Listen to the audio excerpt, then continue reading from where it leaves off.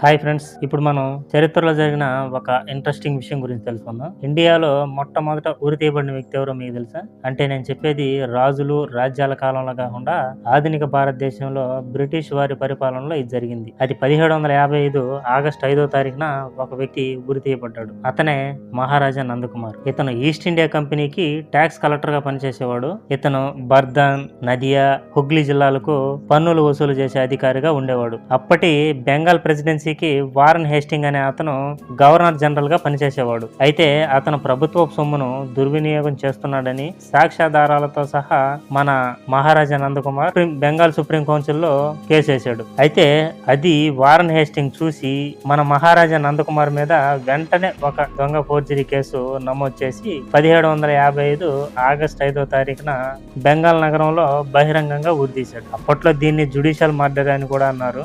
Okay friends, ఇలాంటి historical unknown facts తెలుసుకోవాలనుకుంటే వెంటనే మన ఛానల్ లైక్ చేసి సబ్స్క్రైబ్ చేసుకోండి. ఇలాంటి మరెన్నో వీడియోలు మీ ముందుకు తీసుకొస్తాను.